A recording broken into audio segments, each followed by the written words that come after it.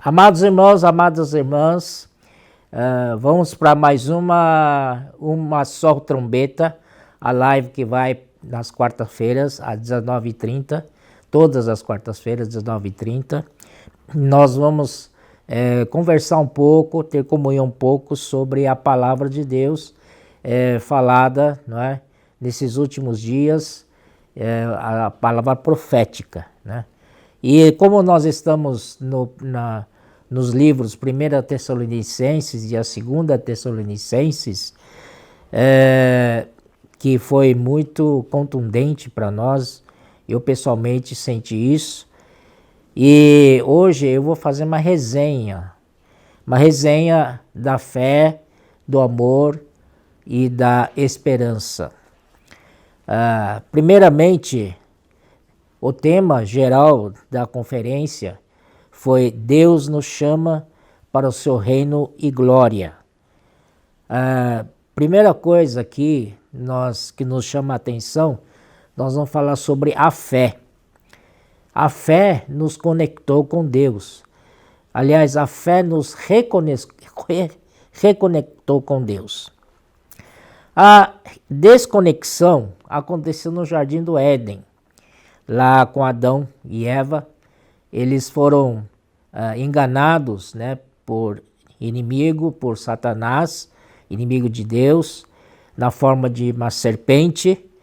E ali, quando eles desobedeceram a palavra do Senhor, comeram do fruto do conhecimento do bem e do mal, o qual o Senhor disse para não comer, e eles acabaram comendo, né? Ouvindo mais a palavra de Satanás do que a palavra de Deus. Aí que aconteceu? Aí aconteceu a maior tragédia na humanidade. Aí que o homem se desconectou com Deus. E quando o homem se desconecta com Deus, o que acontece? Acontece um caos, uma confusão entre a maldade, entre a corrupção, entre a violência, e o homem ficou à mercê da manipulação de Satanás. Isso que é o pior, né? O homem ficou à mercê da manipulação de Satanás. Satanás fazia o que queria com o homem. Mas Deus deu um basta nisso. Deus, graças a Deus, enviou seu filho, seu único filho, para vir a ser homem aqui na terra, e viveu uma vida vitoriosa, um viver humano vitorioso, sem pecado, né? Foi totalmente obediente ao Pai, foi obediente até a morte de cruz. E ele nos justificou, porque ele não somente ficou na morte, como ele ressuscitou. E quando ele ressuscitou, ele então nos reconectou novamente com Deus. Então, da parte de Deus, até aí estava tudo pronto, né? Só faltava a nossa parte de nos ter o ato, né, de conectar-se novamente com Ele. Então, isso aconteceu por meio da fé. Deus é maravilhoso. Ele não quer que o homem faça obras para Ele. Nossa salvação não é por obras. Não é por coisas que você faz para agradar a Deus. A nossa salvação é pela fé. É você crer na palavra de Deus. Quando você crê na palavra do Senhor, imediatamente você é justificado. Assim como Abraão, né? Toda vez que Deus falava com ele e ele cria na palavra do Senhor, isso era imputado como justiça para ele. Então, irmãos, nós também, quando nós cremos no falar de Deus, isso nos é imputado à justiça. Portanto, nós fomos justificados pela fé. E essa fé nos conectou com Deus, né? Então, e nós estamos de volta a estar conectado com Deus, graças ao Senhor. E tudo isso é por meio da fé, né? Nós temos fé objetiva, a fé, né? A fé, ela tem como conteúdo todo o plano de Deus, toda a vontade de Deus, toda a economia de Deus, aquilo que Deus deseja fazer e realizar. Mas Deus queria que agora, uma vez conectado com Ele, Ele queria então transferir ou transmitir ou dispensar aquilo que está na fé objetiva para dentro de nós, para dentro do nosso homem tripartido, né? O homem formado de espírito, alma e corpo. Então Deus quer que essa fé, através da palavra, seja então dispensada para o nosso interior, mas tem que passar primeiro por nosso ouvir. Por isso que em Romanos, né, capítulo 10, ali fala que é pela pregação, e essa pregação é pelo ouvir da fé. Quando nosso ouvido ouviu a palavra de Deus e diz amém à palavra de Deus, então a palavra de Deus entra em nós, né? E quando entra para a nossa alma, e na nossa alma, a nossa mente diz, ok, tudo bem. Então, recebe a palavra do Senhor e essa palavra chega até ao nosso espírito. Tem uma figura sobre isso, né? Sobre caminhão, né? Que os irmãos se lembram disso, né?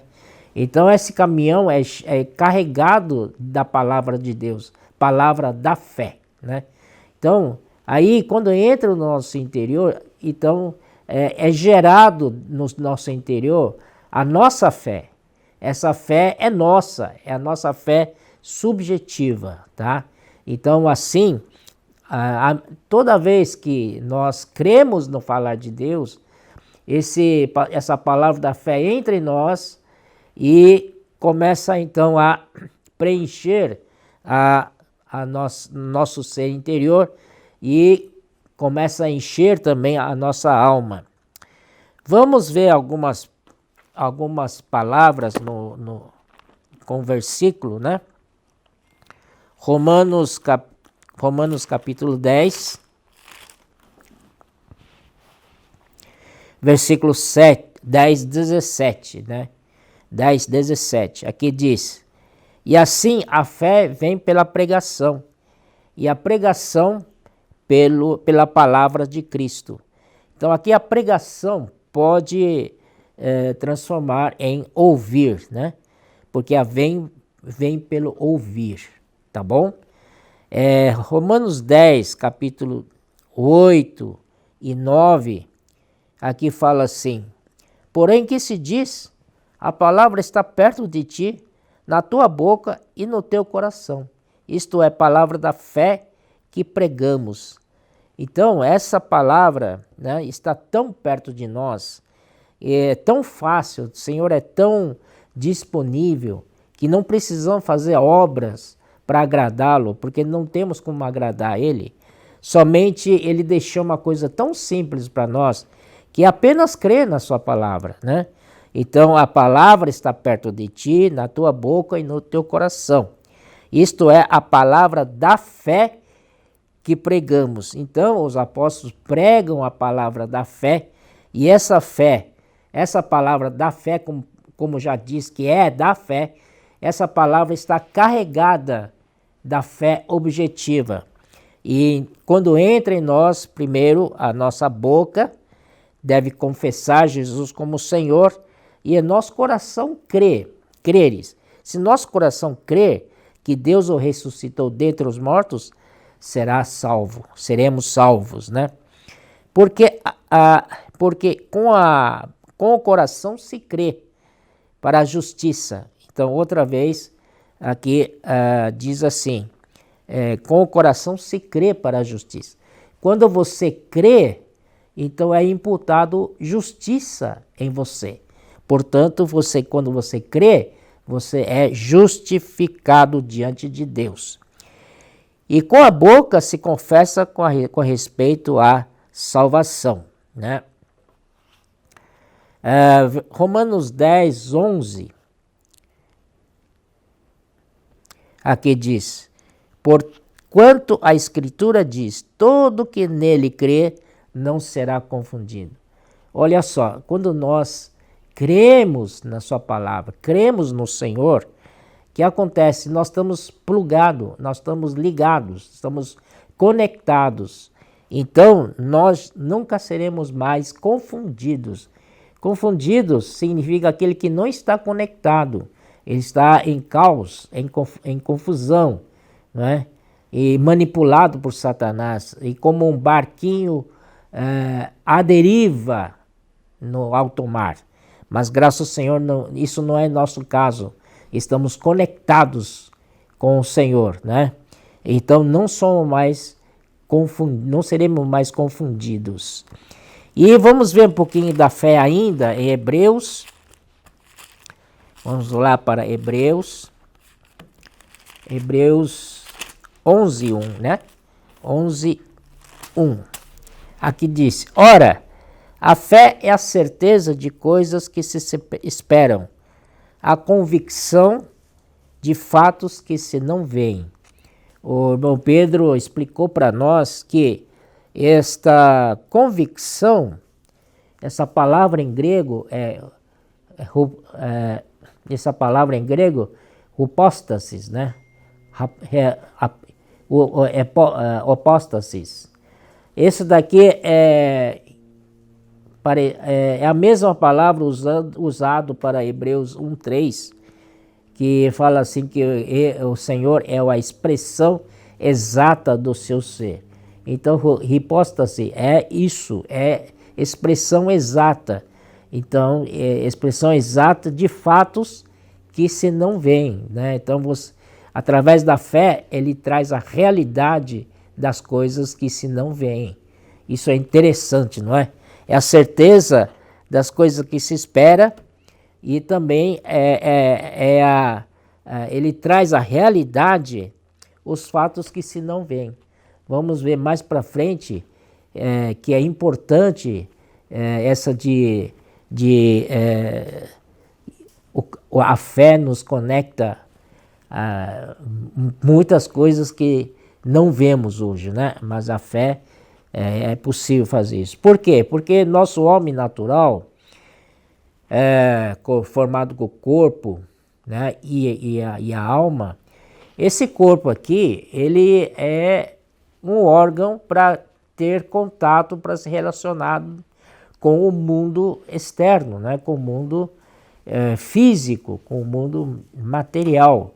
Então, através de 5 sentidos que o Senhor Deus criou para nós, através desse corpo, esses 5 sentidos sensoriais, para a gente poder captar sinais do mundo, perceber as coisas do mundo, através de 5 sinais. E 5 sinais são olfato, paladar, audição, visão e o tato, né?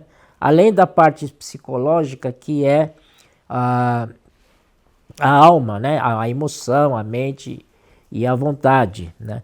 Essas 3 partes da alma também. Então, o que é?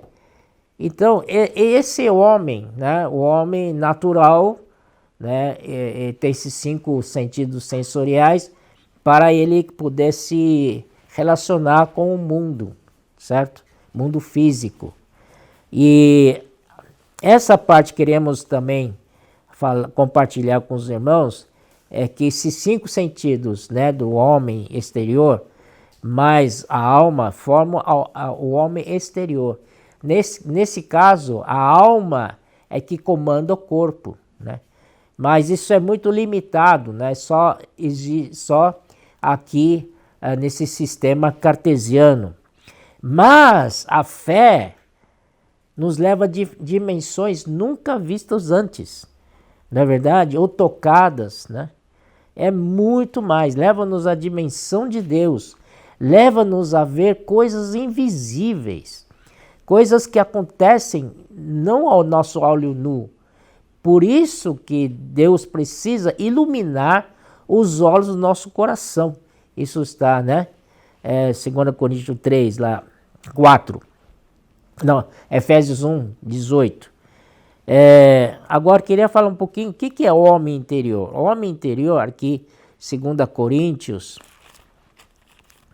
4:16, ele fala assim: por isso não desanimamos.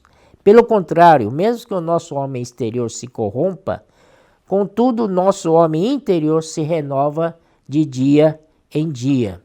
Então, irmãos, nós temos aqui o homem interior. O que é esse homem interior? Esse homem interior tem o Espírito, né, como o Senhor. É o Espírito quem comanda, não é mais a alma que comanda, é o Espírito que comanda a alma, que comanda o corpo. Então esse homem interior, esse homem interior tem que crescer em nós. Depois Efésios capítulo 3:16, 3:16, que fala assim: para que segundo a riqueza da sua glória vos conceda que sejais fortalecido com poder, mediante o seu Espírito no homem interior. Então, a intenção de Deus é fortalecer este homem interior, não é?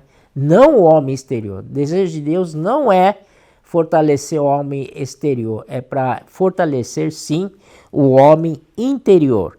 E aqui diz assim: e assim habite Cristo no vosso coração, pela fé, estando vós arraigados e alicerçados em amor. Aqui essa palavra é muito crucial, porque fala habite Cristo. Uma vez conectado pela fé, uma vez que agora não somos mais dominados pelo homem exterior, passamos a viver pelo homem interior. Esse homem interior tem que ser fortalecido, porque se não fortalecer esse homem interior, o homem exterior acaba engolindo ele. Então precisamos que este homem interior possa ser fortalecido. E ele diz assim, é pela fé. De tal maneira que estamos tão conectados com o Senhor, que o Senhor possa habitar, não é, em nosso coração.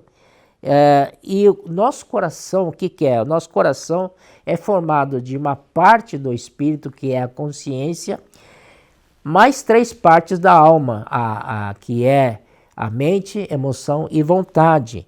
Então todas as partes precisam ser preenchidos com Cristo. E uma vez preenchido com Cristo, então nós vamos estar arraigados e alicerçados em amor. Aqui eu escrevi aqui, a fé nos leva às dimensões nunca antes tocadas ou vistas. Leva à dimensão de Deus. É bem mais poderosa do que a alma. Aquilo que é intangível, não é, ao homem natural, a fé pode alcançar, né? E também acessar o que aconteceu no mundo invisível. Está em 2 Coríntios 4:18. 4:18. Não atentando nós nas coisas que se veem, mas nas que se não veem. Porque as que se veem são temporais, e as que se não veem são eternas. Então, muitas vezes, o homem natural, o homem exterior, ele vê e só vê, só atenta para as coisas visíveis. Mas, pela fé, podemos entrar numa dimensão das coisas invisíveis. E pelo nosso olho da fé, podemos ver as coisas invisíveis, que é muito mais poderosa. Graças ao Senhor.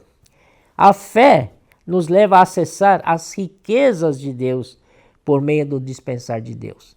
Se você está conectado com Deus, então você faculta a Deus a te dispensar as suas riquezas. Então vamos estar voltando para Romanos 10:12, olha só. Romanos 10:12, né? Aqui disse: pois não há distinção entre judeu e o grego, uma vez que o mesmo é o Senhor de todos, rico para com todos os que o invocam. Ele é rico, ele é riquíssimo. Você quer experimentar a riqueza dele? Primeiro você tem que estar conectado, né? Conectado significa estar no espírito, tá? E segundo, no espírito você pode acessar as suas riquezas. Basta você dizer, né, pela sua boca, ó Senhor Jesus, clamar pelo seu nome, Senhor Jesus, ó Senhor Jesus. Então, irmãos, o Senhor é rico para você. Você, às vezes, a gente, né, pensa que nossa vida cristã é só isso, vivemos uma vida cristã muito pobre. Agora nós temos uma chave aqui para nos tornar ricos, não é? Com a riqueza de Deus. Isso é muito melhor do que riquezas do mundo, muito, muito superior. É próprio Deus se dispensando as suas riquezas insondáveis de Cristo para nós. Isso é a fé, não é? Isso é tremendo, irmãos, é tremendo.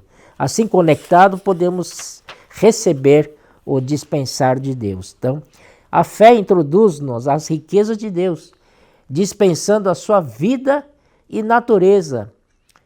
Que legal, né? A fé, uma vez conectado com Deus, a fé, então, através dessa fé, Deus pode, então, dispensar suas riquezas em nós. E o que são suas riquezas? O próprio ser dele, a sua vida, com sua natureza. Ele vai dispensar para nós. E a intenção dele é nos encher com a sua vida e natureza.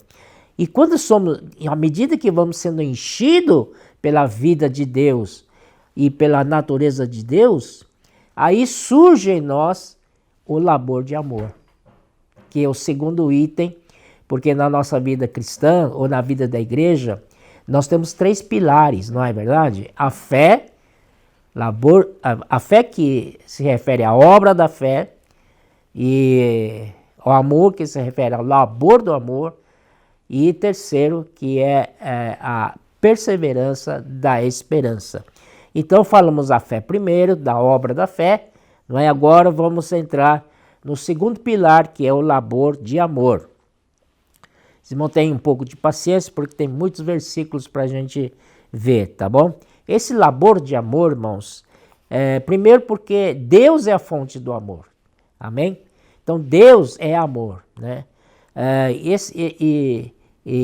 Esse amor de Deus, ele não é filéu, não é eros, não é nada disso, é ágape. É o amor mais superior, é o amor mais sublime, supremo, que é próprio Deus. Deus é amor. Então essa palavra para classificar esse amor de Deus é ágape. Isso nós podemos ver em João 13.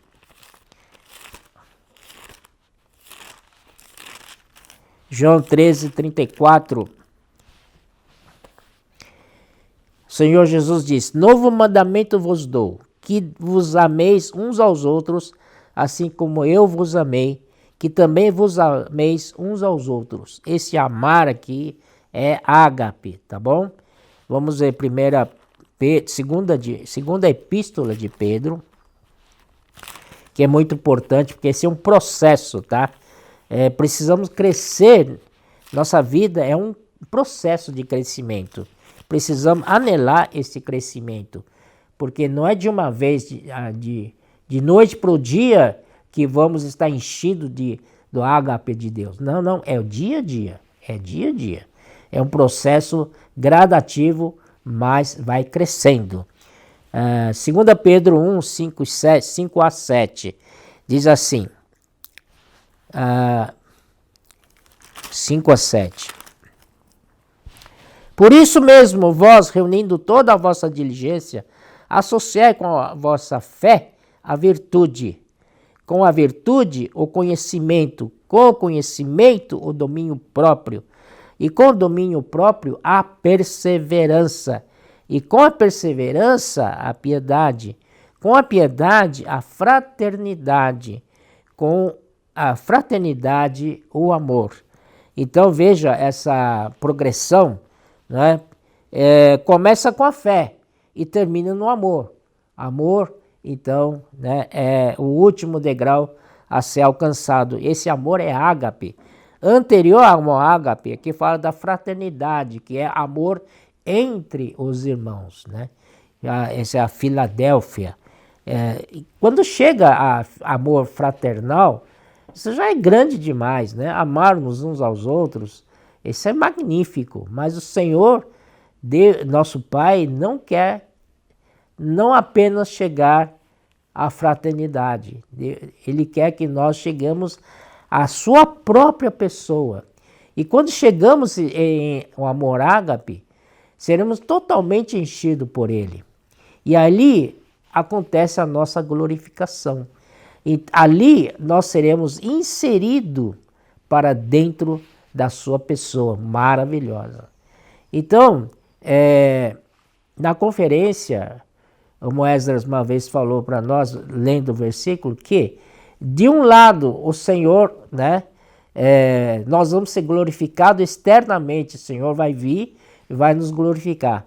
Mas por outro lado, ele vai ser glorificado dentro de nós, ele vai ser glorificado de dentro para fora. Então aí, tanto a glorificação exterior como a glorificação interior vão se encontrar. Não é verdade? Então, não é aquele ato, né, de ser glorificado, mas a glorificação acontece no nosso dia a dia. Hoje mesmo está acontecendo essa glorificação. Não é de uma vez por todas, mas é gradativo. Hoje eu vou ser mais glorificado do que ontem, amanhã mais que hoje. Tudo é porque nós devemos estar conectados ao Senhor e para poder Ele dispensar a sua vida, a sua natureza para dentro de nós. Amém? Em Romanos, capítulo 11, né? Romanos 11.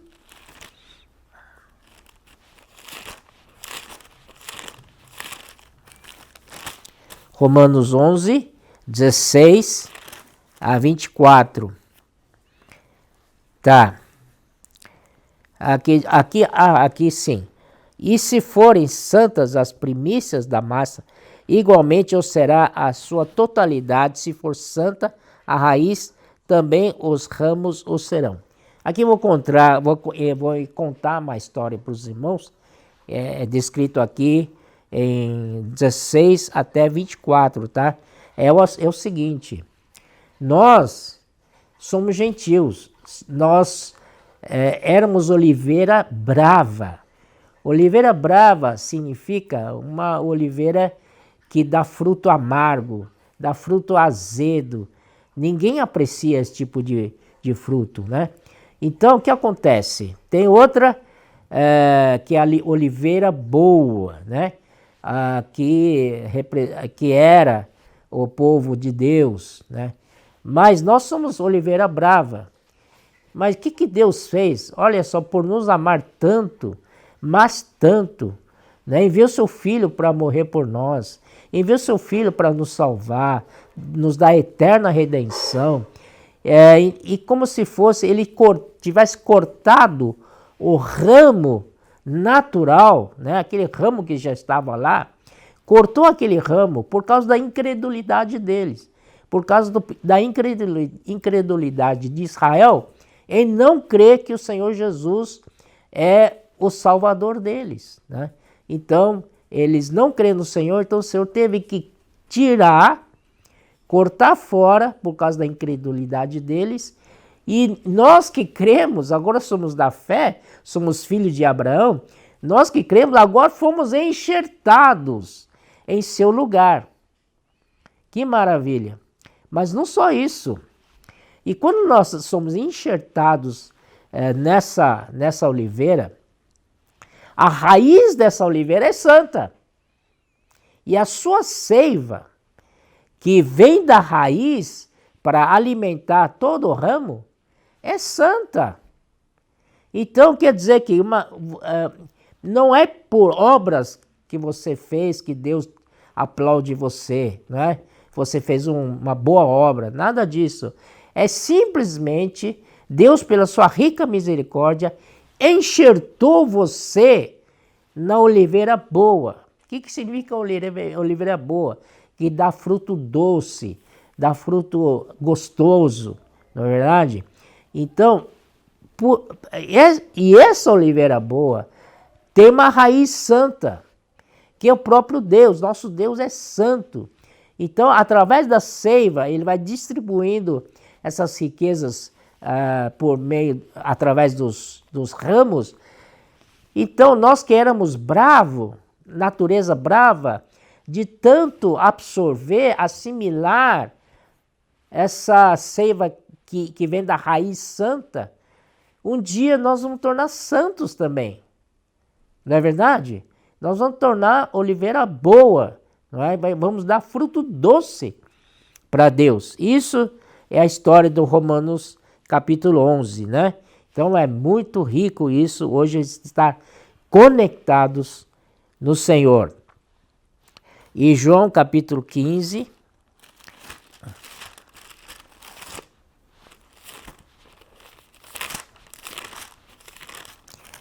João capítulo 15, né? Versículo 1 a 5, aqui diz: eu sou a videira verdadeira e meu pai é o agricultor. Todo ramo que estando a mim não der fruto, ele o corta. Todo que dá fruto, ele limpa, para produzir mais fruto ainda. Então, nós vemos aqui que o pai, ele é o agricultor. Foi ele que plantou a videira, não é verdade? E nós somos os ramos dessa videira. O Senhor, ele é a videira e nós somos os ramos da videira, não é verdade? Então, irmãos, o que o pai quer como agricultor, ele deseja obter fruto, né? Então, ele quer um resultado. Ele nos salvou, mas com objetivo. Ele quer um resultado, ele quer que nós demos o fruto para ele. O que ele interessa é ter fruto. Então aqui diz assim, versículo 4, permanecei em mim e eu permanecerei em vós. Como não pode o ramo produzir fruto de si mesmo, se não permanecer na videira, assim nem o podeis dar, se não permanecerdes em mim. Não é? Então, irmãos, o segredo nosso é estar conectado à videira, estar ligado à videira, não é? Então, dali podemos receber toda a seiva que vem da raiz da videira e supre todos os ramos, tá? E quando nós estamos ligados à videira, ou melhor, estamos conectados a essa videira, permanecer nessa videira, irmãos, certamente vamos dar fruto. Dar fruto não é você que decide, eu quero dar fruto, eu vou dar fruto, eu vou dar fruto. Não, não é. É simplesmente estar ligado, estar conectado a Deus, né? Conectado a Ele. Você está conectado ao Senhor, você terá acesso a essas riquezas e Ele vai te encher com essas riquezas, né? Aí no versículo 5 diz, eu sou a videira, vós os ramos, quem permanece em mim e eu nele, esse dá muito fruto, porque sem mim nada podeis fazer. Então nós estamos conectados com o Senhor por sua vez está conectado conosco, então nesse vai e vem de seiva, né, nutritiva, e nós vamos dar frutos, aleluia, graças ao Senhor. Versículo 8, nisto é glorificado meu Pai, em que deis muito fruto, e assim vos tornareis meus discípulos. Aqui o Pai quer ser glorificado, né, através de nós, né, na medida que damos muito fruto. Vocês já prestaram atenção que toda vez que menciona fruto, aqui está em singular? em que deis muito fruto. Ele está em singular. É muito interessante isso, né? Versículo 9. Como o Pai me amou, também eu vos amei. Permanecei no meu amor. Olha só. Agora ele fala do amor. Quer dizer, fruto, então, tem a ver com amor. Amém? Como o Pai me amou, também eu vos amei. Permanecei no meu amor. Então, quanto mais a gente recebe, né, da natureza santa, da vida de Deus, na verdade, através dessa seiva que nós assimilamos desde a fonte, porque a fonte é ágape, a fonte é o amor.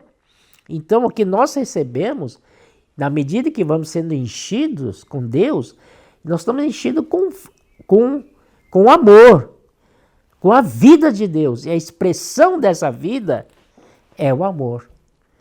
Então, o que Deus deseja de nós é o amor, né? E também vamos para 1 João.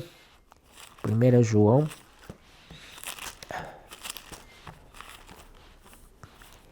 1 João 4, 8.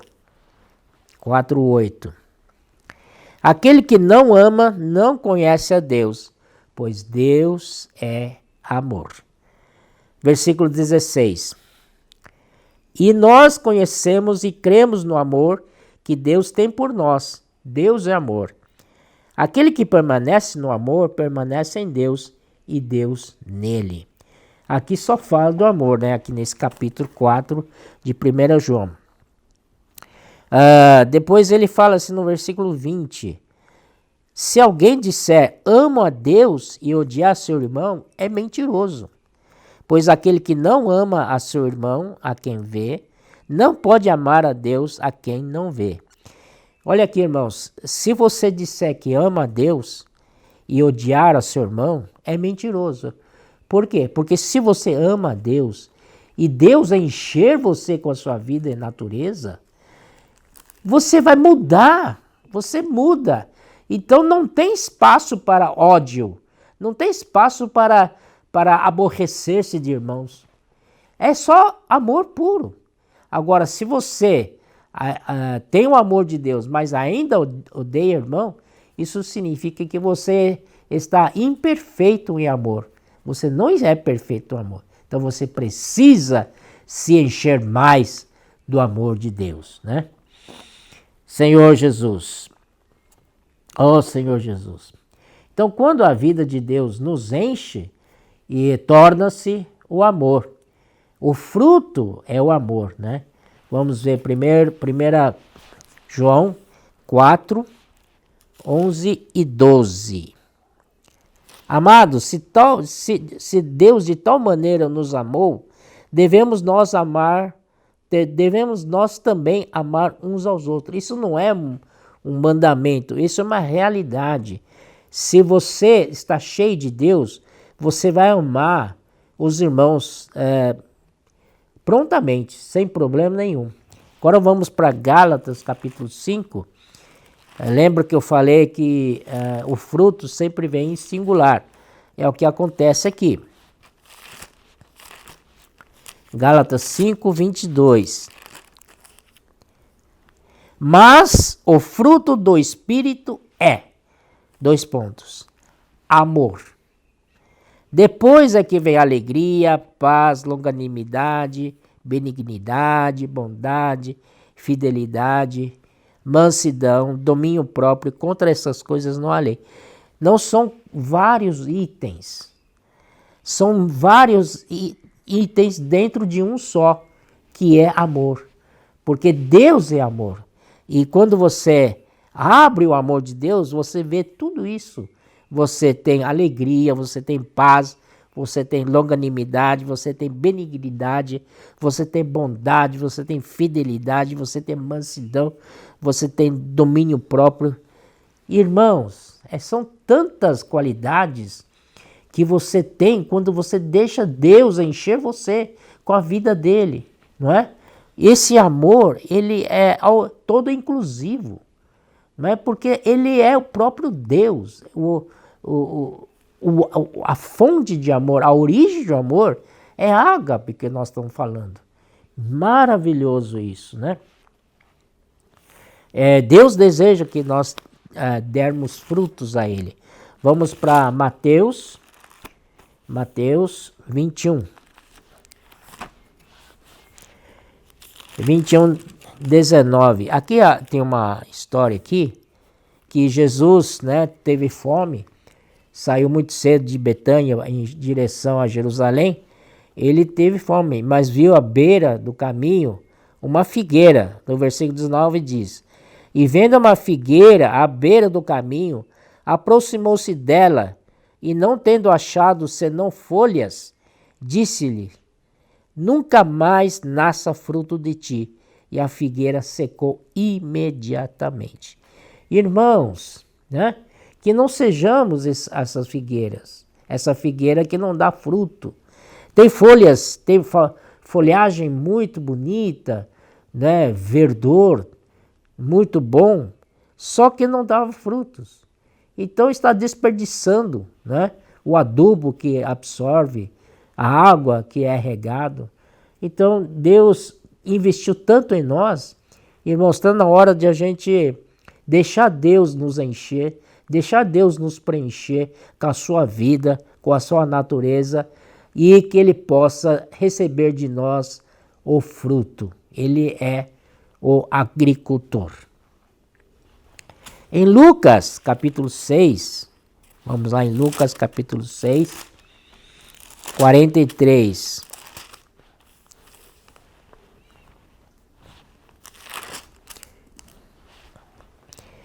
Não há árvore boa que dê mau fruto, nem tampouco árvore má que dê bom fruto. Porque cada árvore é conhecida pelo seu próprio fruto.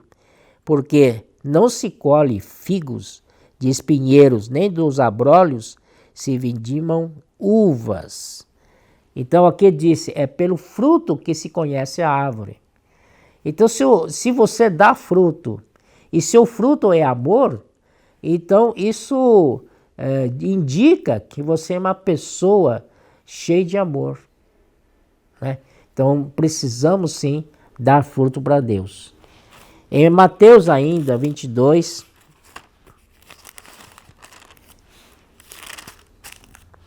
(22, 39), aqui o Senhor diz assim, né? Foi perguntado, versículo 36, mestre, qual é o grande mandamento na lei?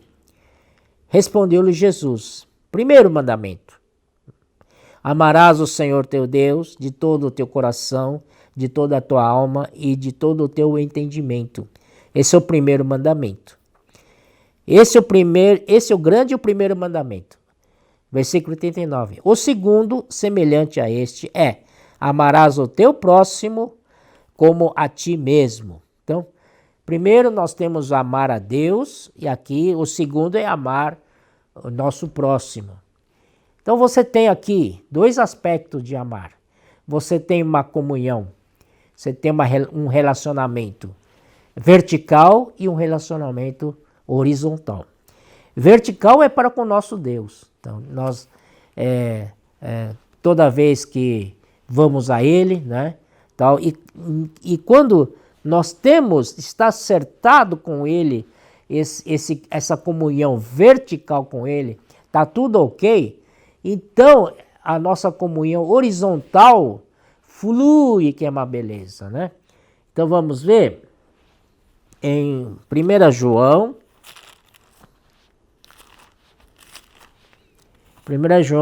1, de 1 a 5, né?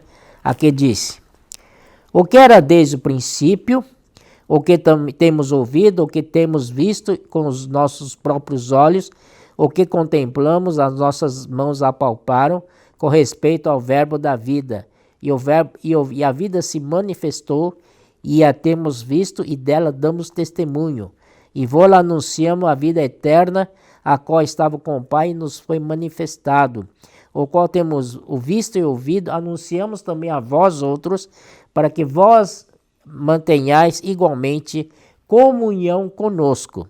Ora, a nossa comunhão é com o Pai e com seu Filho Jesus Cristo. Aqui nós temos primeiro a comunhão horizontal, né, de apóstolo com os santos. Também temos a comunhão vertical, que é nós apóstolos juntos, ter comunhão com o Pai e com seu Filho Jesus Cristo, né? Isso é muito importante. Aí, no versículo 5, ele fala assim: ora, a mensagem da parte dele temos ouvido e vos anunciamos é esta, que Deus é luz e não há nele treva nenhuma. Nós estamos falando de amor, que Deus é amor, mas aqui fala que Deus é luz. É tão importante isso, irmãos. É que quando nós estamos na comunhão vertical, Deus é luz. Então nós temos que deixar essa luz nos iluminar, para ver se temos falhas, para ver se temos pecados, porque todas essas coisas nos afastam de Deus. Então nós não estamos puros. Até a nossa consciência tem problemas. Então, como que podemos, então, dar frutos?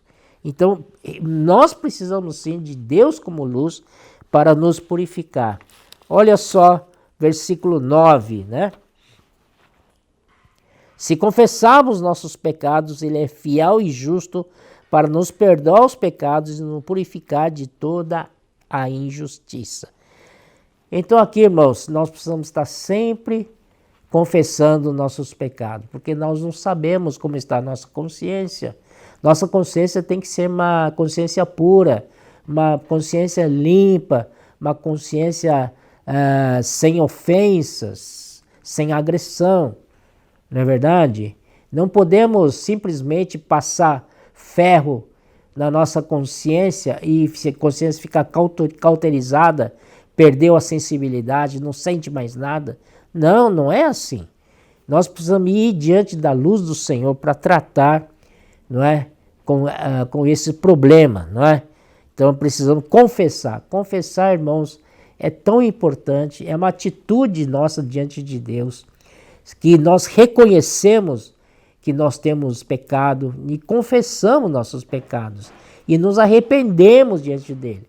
Então Deus, de coração aberto, quer nos salvar disso, né? Então é importantíssimo isso daí. Vamos para Efésios.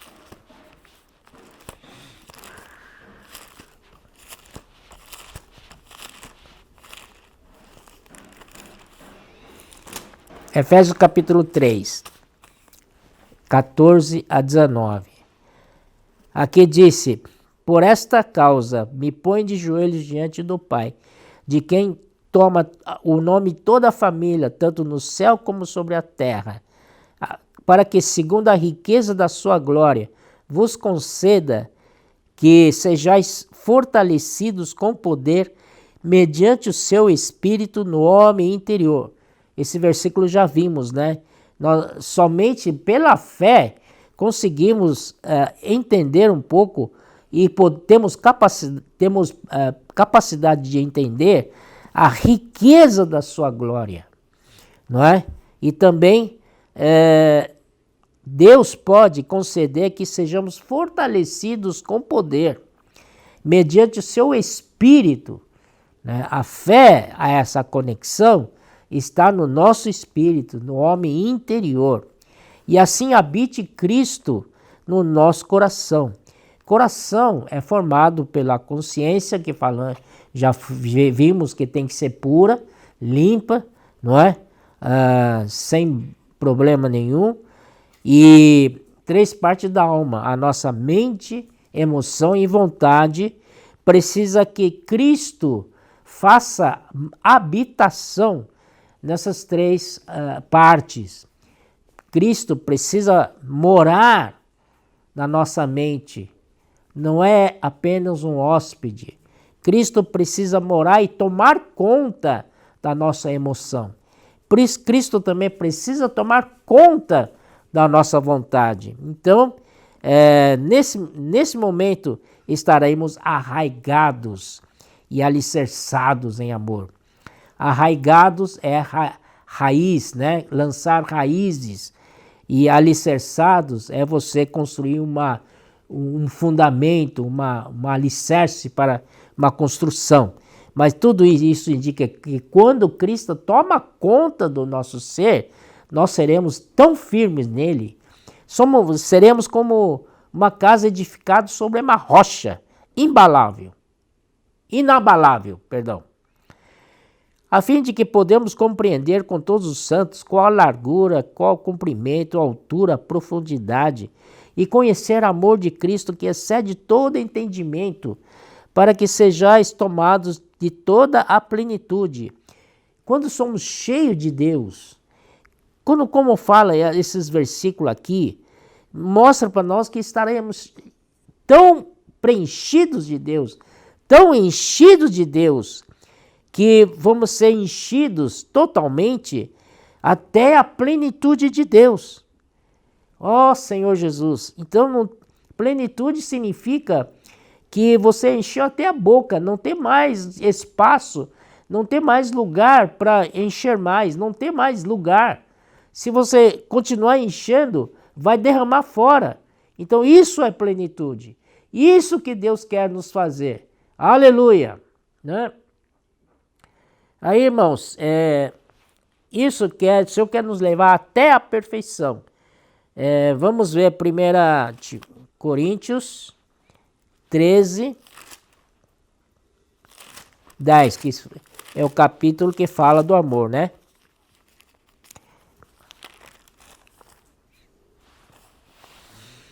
Quando, porém, vier o que é perfeito, então o que é em parte será aniquilado. Então, o que é perfeito? Perfeito é quando chegar à plenitude. Perfeito é quando Deus nos enche totalmente até se tornar plenitude. Isto é a perfeição. E também Colossenses 3:14. Acima de tudo isso, porém, esteja o amor. Acima de tudo, esteja o amor, que é o vínculo da perfeição. Olha só, o amor é que conecta à perfeição. Se você não tem amor, esquece, você nunca vai chegar à perfeição. Mas uma vez que você tem amor, que é a natureza de Deus, que é a vida de Deus, você tem então a esperança de atingir a perfeição. Amém? Então vamos para o terceiro pilar, que é a perseverança da esperança. A perseverança é o combustível para a nossa esperança. Anota aí, a perseverança é o combustível para a nossa esperança. Por que isso? Porque quando nós estamos no labor do amor, sofrendo tribulações, dificuldades, não é tão fácil de cuidar das pessoas, não é tão fácil cuidar dos irmãos, não é? Nós sofremos muito, tal, não é? Mas, irmãos, é fácil a gente desistir, não quero mais, é muito difícil. Mas aí que entra a perseverança. Se a gente persevera, né? Então é como um combustível para a nossa esperança. Sabemos que um dia vamos chegar lá, mas agora precisamos ter perseverança. Vem muitas tribulações, vem muitas dificuldades, tal, sofrimentos, mas vamos perseverar. Amém? E se nós pensarmos dessa maneira, então nós vamos atravessar dificuldades e vamos alcançar essa esperança. Porque Ele, quem faz esperança, é fiel. A esperança de ser herdeiro, né? Então aqui tiramos do Romanos, capítulo 8, primeiro Deus tem o teknon, que é filho criança, né? Romanos 8:16. Depois nós temos a segunda palavra grega para filhos, que é huios, em Romanos 8:14, que diz aquele que é guiado pelo Espírito, não é filho de Deus. Então, esse filho já é mais crescido, mais maduro, já é adulto, é huios, né? Mas não é só isso. Também Romanos 8:17 fala, se é filho, também herdeiros. Então, irmãos, nós, apesar de atingir ruiós, precisamos ainda atingir a ser herdeiro de Deus. Agora, ser herdeiro de Deus é aquele que entende o coração do Pai, aquele que se interessa pelas coisas do Pai. Ele é um com o Pai, ele quer ajudar o Pai, né? Então, esse é o herdeiro, né? Romanos 8, 18. Porque para mim, tenho por certo que os sofrimentos do tempo presente não podem ser comparados com a glória a ser em nós, a ser revelada em nós. Olha aqui, esse versículo é um encorajamento para nós demais, né? Para fortalecer a nossa experiência, a nossa esperança. Porque para mim, tenho por certo que o sofrimento do tempo presente não podem ser comparados com a glória a ser revelada em nós, né? 8:23. E não somente ela, como também nós que temos as primícias do Espírito, igualmente gememos em nosso íntimo, aguardando a filiação, a redenção do nosso corpo. Olha só, finalmente nosso corpo vai ser redimido, vai ser glorificado.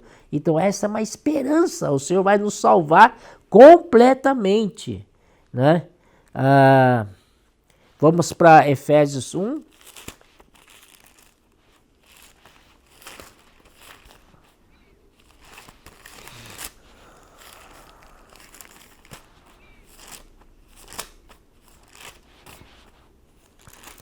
Efésios 1, 17, 18, né? Para que o Deus de nosso Pai, do nosso Senhor Jesus Cristo, Pai da glória, vos conceda espírito de sabedoria e de revelação no pleno conhecimento dele, iluminados os olhos do vosso coração, para saberdes qual é a esperança do seu chamamento, qual a riqueza da glória da sua herança nos santos, e qual a suprema grandeza do seu poder para com os que cremos, segundo a eficácia da força do seu poder. Todas essas palavras são de esperança, são combustíveis para a nossa esperança, né? Então, você pode ver em Colossenses 1:27, eu acho que todos sabem, né? Que é Cristo em nós, Cristo em vós, a esperança da glória. Puxa vida, se não tivéssemos Cristo, se não tivéssemos conectado com Cristo, nada disso teremos. Por isso, irmãos, precisamos estar conectados a Cristo e conectar outros a Cristo, né? Filipenses 3:21 diz que quando ele vier, ele vai nos transformar nosso corpo de humilhação em seu corpo de glória, né? E isso, irmãos, é para vencedores. Dois últimos versículos, eu acho que meu tempo já está quase esgotando, né? Então, aqui diz assim, Apocalipse 5:10. 5:10. E para o nosso Deus os constituís reino e sacerdotes, e reinarão sobre a terra. Quem reina são os vencedores. Apocalipse 20, versículo 6. Bem-aventurado e santo é aquele que tem parte na primeira ressurreição. Sobre esses a segunda morte não tem autoridade, pelo contrário, serão sacerdotes de Deus e de Cristo e reinarão com ele os 1000 anos. Aleluia! Então isso é para vencedor. Então, esses três pilares, né, da nossa vida da igreja, a fé, o amor e a esperança, e eles coadunam numa coisa só, que é sermos vencedores, né? Então, irmãos, hoje nós temos comportadores dinâmicos que estão aí nas ruas, com as orações, como posso orar por você, conectando as pessoas a Deus, é maravilhoso, e deixando livro nas mãos das pessoas. Precisamos fazer isso também, né? Talvez não na mesma escala, não na mesma intensidade, mas no nosso contato, no nosso dia a dia, podemos sim. Temos jornal Árvore da Vida e tal. E também precisamos formar uma rede de cuidados, irmãos. Está vindo muita gente, não é? E essa rede precisa estar bem costurada, sem furos, para que ninguém escape por falta de cuidados. Ó Senhor Jesus, vamos cuidar das pessoas que querem entrar no nosso meio, sendo elas bem cuidadas, alimentadas, bem nutridas. Assim seremos realmente, né, bons cuidadores do Senhor, né? Então, irmãos, desejo a todos, né, bom desfrute dessa palavra, que o Senhor nos abençoe a todos. Amém.